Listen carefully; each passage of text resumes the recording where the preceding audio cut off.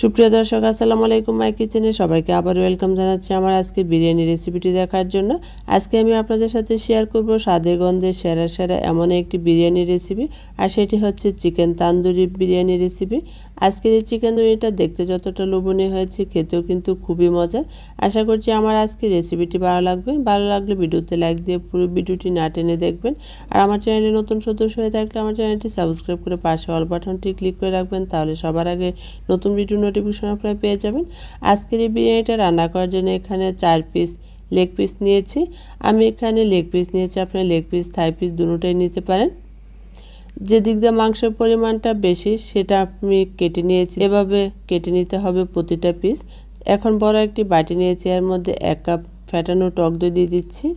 তার সাথে এখানে 1 টেবিল চামচ রসুন বাটা দিয়ে দিচ্ছি, 1 টেবিল চামচ আদা বাটা দিয়ে দিচ্ছি। তার সাথে এখানে দিয়ে দিচ্ছি তান্দুরি মশলা। আমি এখানে তান্দুরি প্যাকেটের মশলাটা নিয়েছি 2 টেবিল চামচ।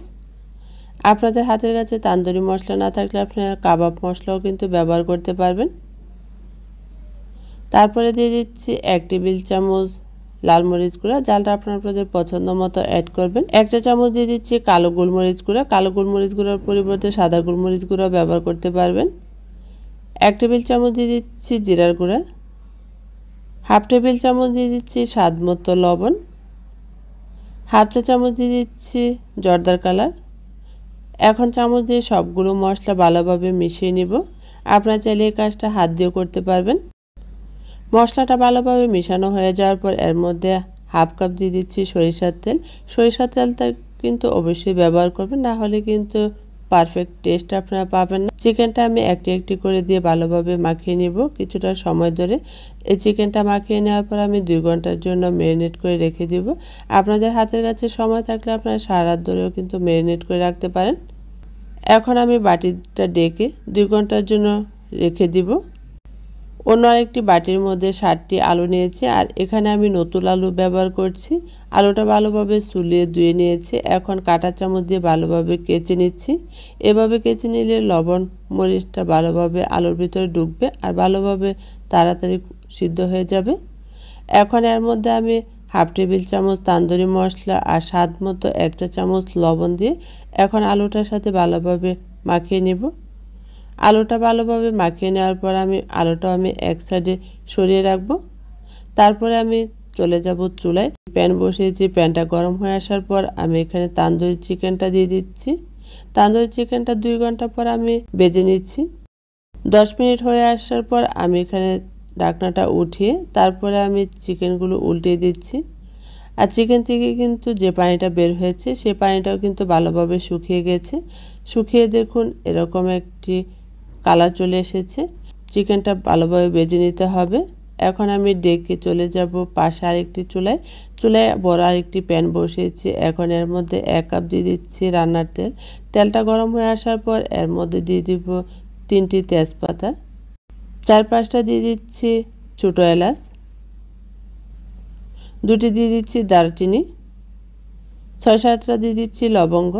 এখন এই সবগুলো গরম মশলা আমি 1 মিনিটের মতো ভেজে নিব। গরম মশলাটা যখন ঘ্রাণটা বের হয়ে আসবে তখন এর মধ্যে দিয়ে দিচ্ছি 1 কাপ পেঁয়াজ কুচি। পেঁয়াজ কুচিগুলো আমি 1 থেকে 1.5 মিনিটের মতো ভেজে নিব। পেঁয়াজগুলো যখন নরম হয়ে আসবে বাজতে বাজতে তখনই আমি এখানে যে তান্দুরি চিকেনটা ভেজে নেওয়ার পর মশলাটা রয়ে গেছে সেই মশলা থেকে অর্ধেকটা মশলা এর মধ্যে দিয়ে দিচ্ছি। মশলাটা দিয়ে আমি 1 মিনিটের মতো কষিয়ে নেব।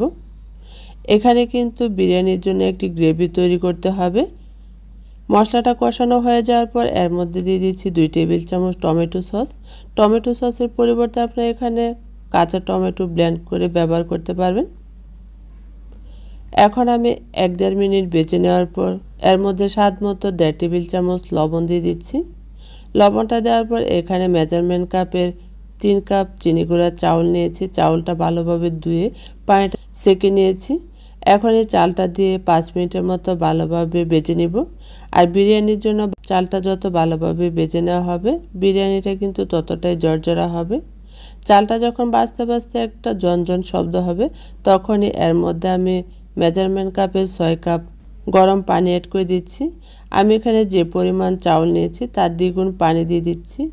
চাউলের জন্য পানির পরিমাণটা যদি ঠিক না থাকে তাহলে কিন্তু বিরিয়ানির ভাতটা নরম হয়ে যায়। তাই পানির পরিমাণটা কিন্তু একদম পারফেক্টভাবে নিতে হবে। এখন নেড়ে নিয়ে তারপরে ডেকে 10 থেকে 15 মিনিটের মতো রান্না করে নেব। 10 মিনিট পর আমি ঢাকনাটা উঠিয়ে নেড়ে নিচ্ছি। এখন আমি আবারও একটু ডেকে দিয়ে 5 মিনিটের জন্য রেখে দিব। 5 মিনিট পর আমি ঢাকনাটা উঠিয়ে এখন দেখিয়ে দিচ্ছি। দেখুন পানিটা কিন্তু ভালোভাবে পুরোটা শুকিয়ে গেছে। এখন যখন এরকম পর্যায়ে পানিটা শুকিয়ে এসেছে তখন আমি চুলাটাকে অফ করে দিয়েছি। এখন চালটা দেখিয়ে দিচ্ছি। দেখুন চালটা কিন্তু অনেকটাই সিদ্ধ হয়ে গেছে। তারপরে আধা ঘন্টার জন্য রেখে দিব। আর এদিকে আমার তান্দুরি চিকেন খুব ভালোভাবে যখন একদম পুরো হয়ে ভাজা হয়ে যাবে তখন আমি এই চিকেনগুলো একটি প্লেটের মধ্যে উঠিয়ে নেব।